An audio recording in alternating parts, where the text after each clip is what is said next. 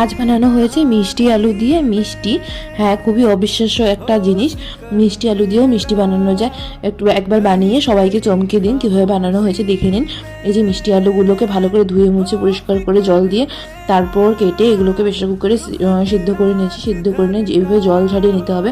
তারপর একটু ঠান্ডা করতে হবে, ঠান্ডা করে নিয়ে ভালো করে এগুলোকে মেখে নিতে হবে।